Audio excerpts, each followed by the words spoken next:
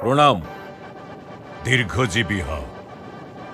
কাল রাতে আপনার সাথে যুধিষ্ঠির কেন দেখা করতে এসেছিল? ও এই কথা বলতে আসেনি পুত্র যে তোমাকে ত্যাগ করে দিই। আর যদি এ কথা বলতো তবুও শুনতাম না। তবুও ও আপনার কাছে কিছু না কিছু তো অবশ্যই বলতে এসেছিল। ও কিছু বলতে আসেনি পুত্র, ও কিছু ফিরিয়ে দিতে এসেছিল। ও আমার দেওয়া একটা আশীর্বাদ ফিরিয়ে দিতে এসেছিল। কোন আশীর্বাদ? ওই আশীর্বাদ যেটা আমি যুদ্ধ আরম্ভ হওয়ার পূর্বে ওকে দিয়েছিলাম, যে কারণে তুমি ভীষণ অসন্তুষ্টও হয়েছিলে। ও ওই বিজয়শ্রীর আশীর্বাদ ফিরিয়ে দিতে এসেছিল পুত্র, বিজয়শ্রীর আশীর্বাদ।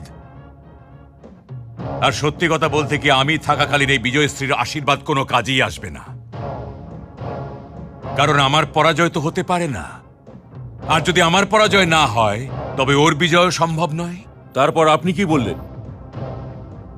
আমি তো দিয়ে দেওয়া আশীর্বাদকে ফিরিয়ে নিতে পারি না পুত্র, এই জন্য আমি ওকে আমাকে সরিয়ে দেওয়ার উপায়টা বলে দিয়েছি। তবে কি আপনি নিজেই ওকে আপনার সরে দাঁড়ানোর উপায় বলে দিয়েছেন পিতামহ? আর কি করতাম? আমার দেওয়া আশীর্বাদের সম্মান তো রাখতেই হতো না পুত্র।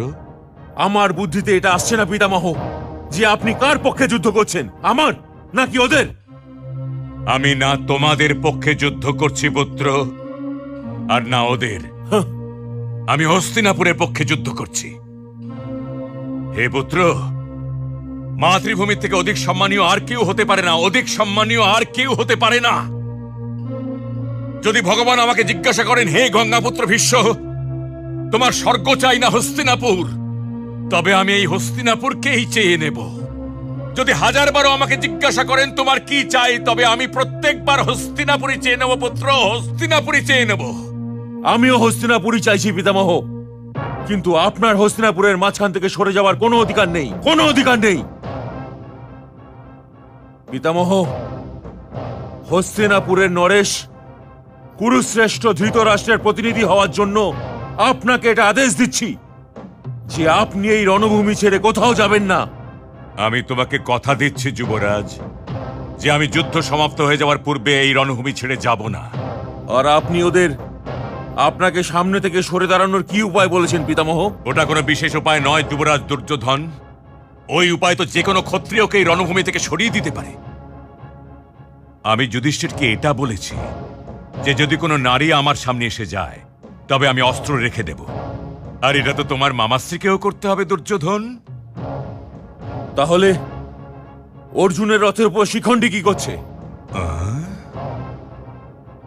তবে কি আজ অর্জুনের রথের ওপর শিখণ্ডীও আছে? আগে হ্যাঁ পিতামহ। তবে যদি তুমি এটা চাও যে আমি যুদ্ধ করতে থাকি পুত্র, তবে শিখণ্ডীকে আমার সামনে আসতে দিও না।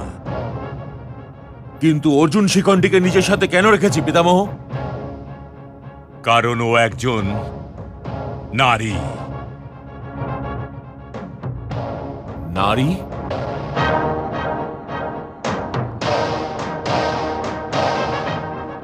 সারথি, রথ এগিয়ে নিয়ে চলো।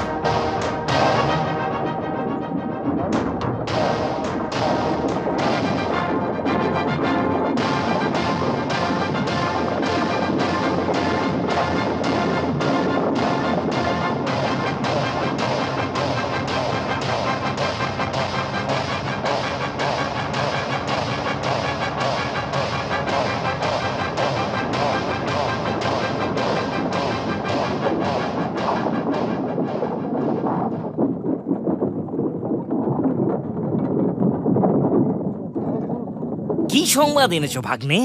সংবাদ হলো এই যে পিতামহ শিখণ্ডীর সাথে যুদ্ধ করবেন না।